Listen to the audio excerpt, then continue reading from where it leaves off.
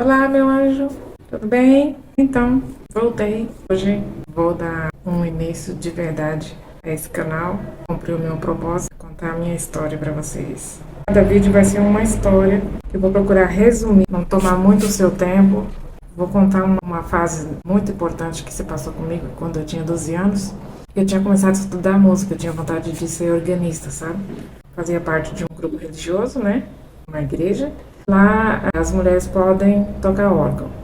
Eu tinha vontade de ser organista e comecei a estudar a música. Aí, com poucos meses que eu estava estudando a música, a gente começa a estudar, tem as teorias musicais, tem solfejos. Antes de você começar a parte prática, antes de começar a tocar, tem uma série de coisas que você tem que aprender antes, para depois você começar a tocar. Antes de eu começar a tocar, quando eu já estava chegando na posição de pegar o método e começar a tocar, aí um dia eu tenho miopia, tinha miopia, fiz cirurgia, agora não tenho mais, mas eu tinha miopia. E quem é míope vai me entender o que eu vou falar aqui. Quando a gente faz uma consulta, o médico passa um óculos pra gente, não, a gente fica muito ansioso para pegar o óculos logo para poder enxergar, porque o míope é terrível, né? Não enxerga nada. A minha miopia era terrível, era muito alta, sabe? E eu fiz a consulta, encomendamos o óculos num bairro vizinho, tinha que pegar um ônibus para ir, para a gente pegar o óculos, né? Aí minha mãe ia me levar. Ela já ia resolver uns problemas dela de trabalho e eu ia para pegar meu óculos. Eu estava muito ansiosa para pegar esse óculos e tal, e sabe, que eu queria enxergar, né? E a gente enxerga tudo embaçado, a gente só vê vultos quando a gente é míope, né? E a minha mãe falou pra mim assim, ó, leva as crianças na pré. Eu tenho duas irmãs. Uma é mais nova que eu, 5 anos, e a outra mais nova que eu, 7 anos. Eu sou a mais velha das 3. A minha mãe falou assim, ó, leva elas no pré, eu vou terminar o almoço e te encontro lá no ponto de ônibus. O ponto de ônibus era bem na frente do pré, sabe? Eu levei elas entraram, minha mãe chegou. Só que nessa, os ônibus que tinha a opção de a gente pegar, já tinha passado.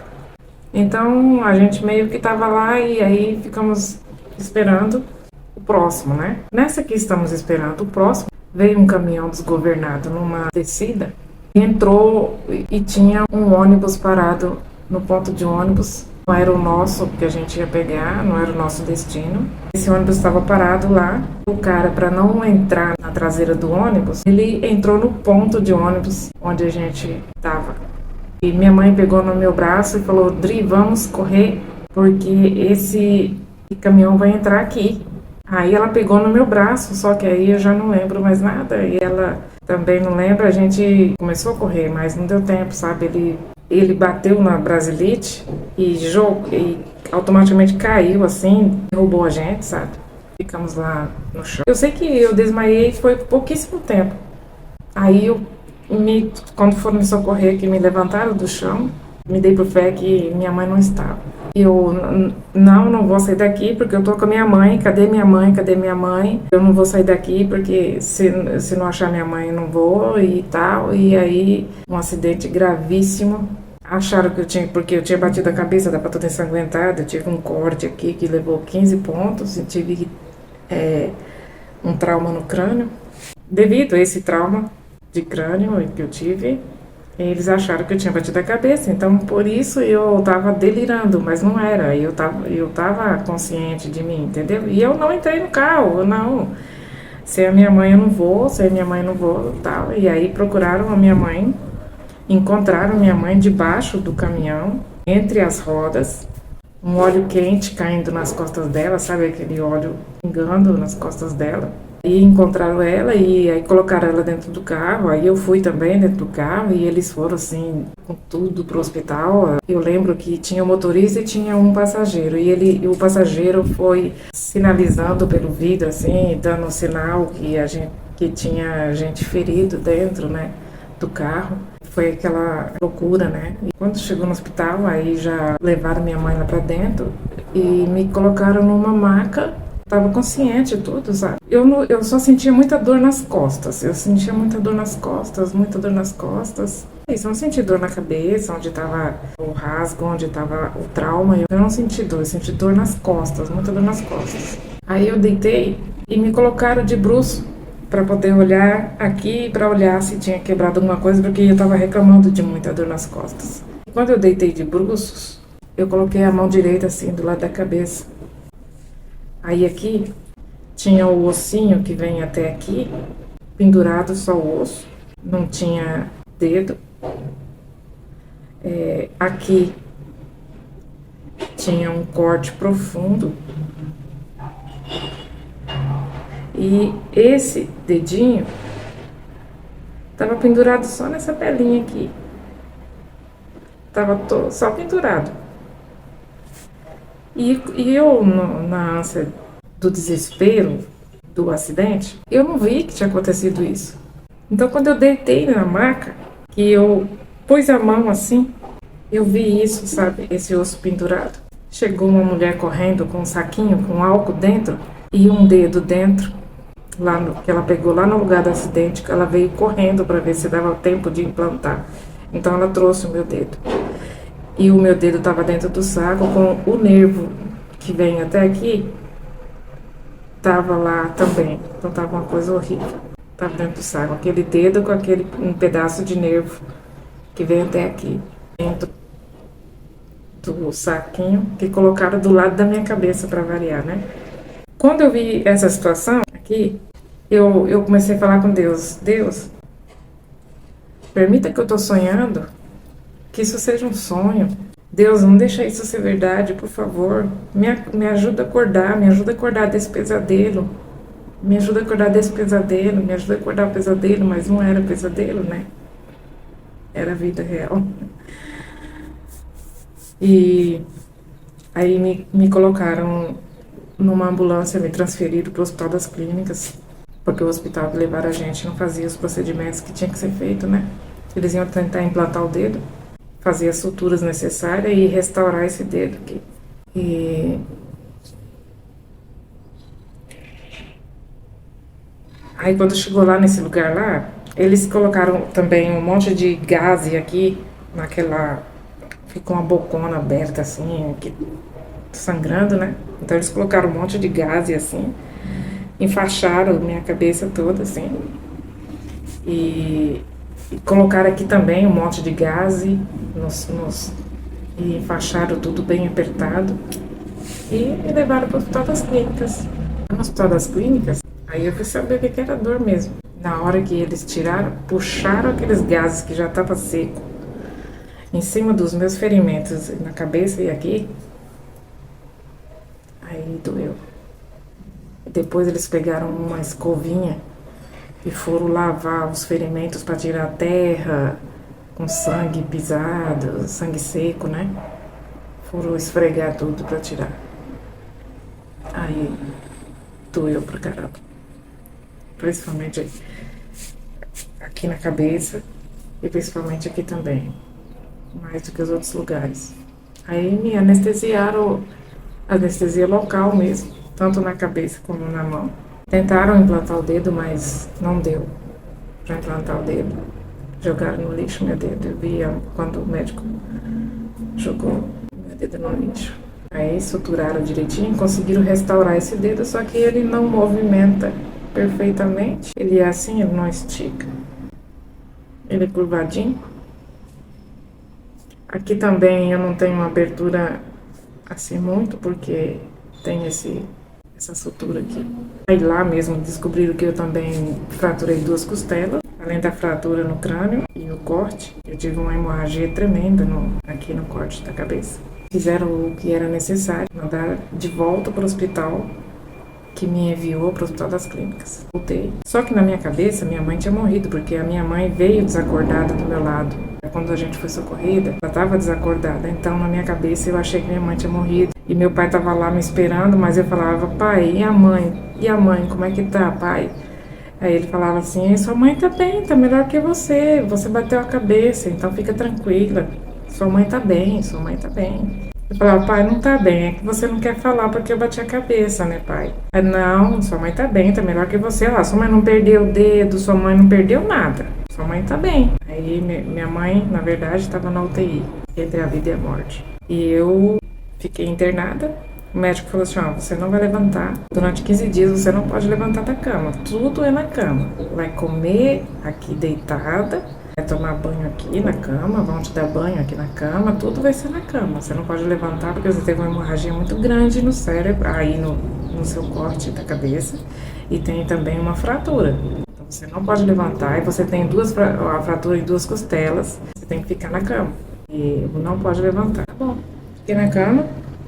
Ali, rasparam o meu cabelo bastante, mas não tiraram, sabe? Então, aquele cabelo todo que tava aqui, cheio de sangue, cheio de terra, ficou grudado no outro cabelo. E eu tinha um cabelo bem longo, o meu cabelo ia lá atrás, abaixo do bumbum, o cabelo era bem grandão, porque eu era evangélica e o cabelo era muito longo, né? A gente lá, devido à doutrina, a gente não cortava o cabelo. Eu vou dividir em 2 partes, porque é muito longa essa história. Vou contar uma vertente sobre a música que eu comecei a falar para vocês, que eu comecei a estudar. Para ser organista, você usa as 2 mãos, ou seja, os 10 dedos. Você usa a mente, que você vai contar os tempos do compasso, ou pela boca, mas de qualquer forma tá usando a mente, né? E usa os 2 pés. Um pé controla o pedal de expressão e o outro toca as teclas. Quando meu pai foi me ver, eu falei para ele, pai, acabou o sonho de ser organista, né? Não vou conseguir, né? Aí ele falou pra mim assim, vai conseguir, pai, não me engana, lógico que eu não vou conseguir. Como que eu vou conseguir se as pessoas com 10 dedos têm maior dificuldade de aprender esse instrumento, um instrumento dificílimo, igual o órgão? Aí ele falou assim, ó, faz assim, eu vou na igreja hoje, vou pedir pra Deus falar comigo se você vai ser ou não organista. E amanhã eu venho aqui te contar o que Deus falou. Fique em paz, fica tranquila, que eu vou perguntar para Deus se você vai conseguir ser organista. E eu fiquei naquela confiança ali, seguro, o que Deus ia falar, se eu ia conseguir ou não. No outro dia, meu pai chegou, falou para mim, novidades! Deus falou assim, que o desejo do seu coração, ele vai cumprir. Não tem nada para ele que é impossível. Tudo para ele é possível. Que você vai conseguir sim ser uma organista. E ainda falou mais, você não vai nem tocar aqui em São Paulo. Eu morava em São Paulo na época. E ele vai te enviar em missão para um lugar bem longe, bem difícil, que não tem organista. Você, além de ser organista, ainda vai ensinar a música. Meu pai falou para mim isso no hospital. Eu estava lá internada, presa na cama sem poder levantar. Deus prometeu para ele e para mim, né? Que eu ia aprender a música, que eu ia conseguir tocar. Isso aqui não ia me impedir, porque para Deus não tem nada impossível. Não precisa nem dizer que eu agarrei essa promessa de Deus com unhas e dentes, né? Porque eu amava a música e eu queria muito, muito, muito, muito. Então, antes de voltar no assunto da minha mãe, eu vou terminar esse lado da história, da música. Quando eu saí do hospital, fiquei diversos meses fazendo tratamento, tirando pontos, fazendo reabilitação, fazendo fisioterapia e para minha mão voltar a funcionar. Não fiquei com sequela aqui da pancada, não fiquei com sequela da costela que quebrou. Deus foi muito bom comigo, Ele sempre é muito bom. Não foi diferente. Nessa minha trajetória aí de acidente, que eu passei com 12 aninhos de idade, Ele me ajudou muito, muito. E aí eu voltei a estudar música assim que começou a funcionar a minha mão. Voltei a estudar música. Voltei à escola também, que tinha parado da escola, né? Só que aí a minha professora de música falou pra mim assim, ó, Adriana, você vai me desculpar, eu te peço perdão mesmo, mas eu não vou te dar aula porque eu não sei dar aula para quem tem uma deficiência. Eu não me especializei nessa área. Peço que você me perdoe, mas procura outra instrutora. Fui mais em 2 lugares, duas instrutoras também, e teve uma que eu fui e ela falou assim, pode vir, o que eu souber eu passo para você. Aí eu voltei a estudar música. E só para finalizar, estudei. Não tenho datas precisas, porque eu tinha tudo anotado. Mas como eu já me mudei muito, então eu joguei a maioria das minhas coisas fora, porque outros vídeos eu conto o restante. Porque eu me mudei muito. E eu não tenho precisamente a data que eu fiz o primeiro teste para tocar na igreja e fui aprovada. toquei na igreja, reunião de jovens e menores, era só mocidade e crianças.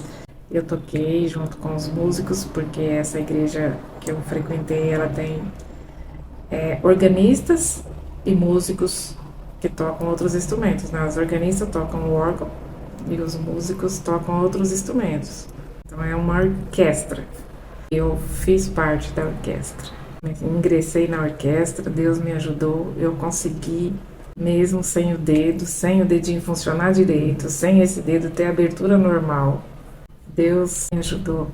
E sabe o que aconteceu comigo? Eu me casei com um mineiro, fui embora para o norte de Minas, não vou falar a cidade, não vou citar a cidade. Quando eu cheguei nesse lugar, tinha uma moça que estava aprendendo a música, mas ainda não era oficializada, eu já era oficializada. Oficializada significa que eu fiz o último teste dentro da igreja, esse é o teste final. Eu tinha feito antes de casar, aí me casei, fui embora para lá, para o norte, a concluir. Não tinha organista, né? Tinha essa moça que estava estudando. Na região daquele distrito ali, tinha 7 igrejas ali pertencentes, que a igreja que eu fazia parte ali era a central, e ao redor tinha mais 7 igrejas, nenhum lugar tinha organista ali, e eu comecei a tocar ali na central, e comecei, não foi logo de cara, né, eu precisei de muito estímulo para começar a ensinar, porque eu achei que eu não tinha capacidade de jeito nenhum para ensinar, eu falei, eu não vou conseguir ensinar, gente, como isso é muito difícil, tal. Por necessidade, muita necessidade, eu comecei a ensinar, porque eu precisava de gente para me ajudar. E para resumir, depois de 24 anos que eu estava morando nesse lugar, tive 2 filhos, foi uma vivência, tive uma vida naquele lugar, e eu vou contar aos poucos aqui para vocês, mas terminando a fase de organista, eu comecei a dar aula, 7 meses, de 5 a 7 meses mais ou menos que eu estava dando aula, levei 5 alunas para fazer teste, todas elas foram aprovadas. E para concluir, depois de 24 anos, eu me divorciei, mas quando eu saí de lá, todas as 7 igrejas tinham mais de 2 organistas. Todas as 7 igrejas tinha rodízio de organista, estava completo. Ou seja, o papelzinho de gente que vai tocar, né? Quem vai tocar tal dia, quem vai tocar tal dia, é um rodízio que eles chamam, né? Então estava completo. Deus me deu a graça de formar várias organistas. Antes de eu jogar meus cadernos fora, eu fui contar quantas pessoas mais ou menos eu tinha ensinado a música. E nem todas que começam da música termina, porque chega uma hora que é muito difícil e a maioria desiste. Então todas as pessoas que eu ensinei a música, pelo menos o básico, totalizaram na minha contagem, em um dos cadernos que eu peguei, 60 alunas. Deus me deu a graça de ensinar a música. Alguns vingaram, foram até o final, outros pararam pelo meio do caminho, mas no total que eu consegui contabilizar foi 60 alunas. Todas as 7 igrejas ficaram com suas organistas e instrutoras. Eu formei as organistas, também pessoas que ensinam a música. Eu tenho muito orgulho disso, porque Deus cumpriu na minha vida o que Ele prometeu. Não ficou nenhum órgão ali da região, nenhum órgão ficou fechado. Todos tinham organista. É a lição que tira essa minha jornada, desse meu problema, que era para ser um problema intransponível, né? Porque uma organista com 9 dedos e, sei lá, né? Basicamente que funcionava perfeito era 2. Então, 7 dedos. E não é querendo me exibir, nem querendo me gabar, mas as organistas mais velhas do lugar e da região, elas podem contar com detalhes. Que eu fui a melhor organista do norte de Minas, de Montes Claros para frente, até a divisa de Bahia. Eu era a melhor organista. Não é porque eu tenho mérito, é porque o papai me deu de presente esse dom. Então eu toquei, louvei muito a Deus na igreja, tocando, ajudando, auxiliando a Irmandade a cantar. Toquei junto com um músico, toquei sozinha diversas vezes, porque eram poucos músicos, mas Deus me deu a graça. Consegui. Cumpriu na minha vida a palavra de Deus. Então não existe nada de impossível. Quando Deus te falar que é possível, não duvide. Segura nessa palavra. Segura, confia. Tua fé vai alcançar a promessa de Deus cumprir na tua vida. Esse é só um fato sobre a minha vida, que nem foi contado as vertentes todas, né? Porque ainda tem a vertente de eu e a minha mãe, por exemplo. Eu só contei a parte musical e o que o acidente, o atropelamento, interferiu na minha parte musical. E a promessa de Deus que cumpriu na minha vida de ponta a ponta. Fica bem, amo vocês, acompanha a minha história e eu sou uma pessoa muito feliz. Logo eu vou lançar alguns vídeos engraçados. Eu sou muito palhaça, muito bobona. Eu sou uma vovó, mas eu sou mais bestinha do que o meu netinho que tem 2 anos. A minha criança interior é terrível. Fique comigo, por favor. Divulgue o meu vídeo aí como vocês puderem. Curte o meu vídeo, os meus vídeos. Se inscreva no meu canal. Eu vou ser sempre muito grata. E é isso aí. Todo vídeo você vai ter uma lição para você tornar a sua vida um pouco mais leve. Beijo no coraçãozinho. Tchau, fiquem com Deus.